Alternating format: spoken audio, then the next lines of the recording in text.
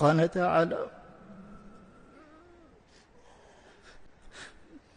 ولعلو القرآن أعلى الله أهله إلى المراتب العالية والمنازل الرفيعة وعظم حرمتهم.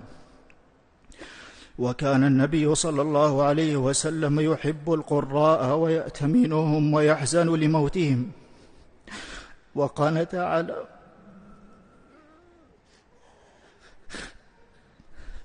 تعالى: من قتلهم شهرا ولم يقنت على أحد زمنا طويلا إلا على من اعتدى عليهم.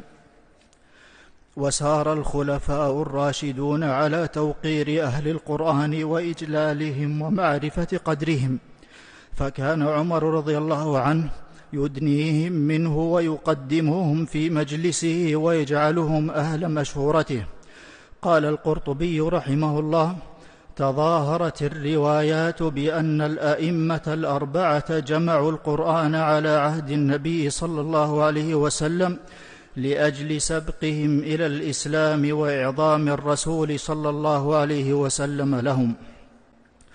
وبعد أيها المسلمون، فالله لم ينزل كتابا من السماء فيما أنزل من الكتب المتعددة فالله لم ينزل كتابا من السماء فيما أنزل من الكتب المتعددة على أنبيائه أكمل ولا أشمل ولا أفصح ولا أعظم ولا أشرف من القرآن، وهو من فضل الله ورحمته على العباد. من فرح به وبالإسلام فقد فرح بأعظم مفروح به، وهما خير مما يجمع من حطام الدنيا وأموالها وكنوزها. قل بفضل الله وبرحمته فبذلك فليفرحوا هو خير مما يجمعون. ومن أحب القرآن فقد أحب الله. قال ابن القيم رحمه الله: وإذا أردت أن تعلم ما عندك وعند غيرك من محبة الله فانظر محبة القرآن من قلبك والتذاذك بسماعه. فالسعيد من صرف همته إلى تعلم القرآن وتعليمه، والموفق من اصطفاه الله لتعظيمه وتعظيم أهله والتذكير به.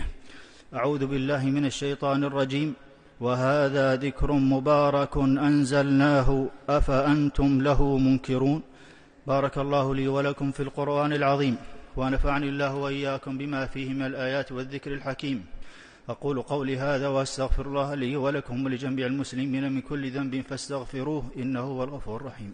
الحمد لله على إحسانه، والشكر له على توفيقه وامتنانه، وأشهد أن لا إله إلا الله وحده لا شريك له تعظيما لشانه، وأشهد أن نبينا محمدا عبده ورسوله صلى الله عليه وعلى آله وأصحابه وسلم تسليما مزيدا. أيها المسلمون، من أراد الهداية فعليه بالقرآن، ومن أراد الانتفاع به فليجمع قلبه عند تلاوته وسماعه، وليستشعر كلام الله إليه، فإنه خطاب منه للعبيد على لسان رسوله، وليس شيء أنفع للعبد في معاشه ومعاده وأقرب إلى نجاته من تلاوة القرآن.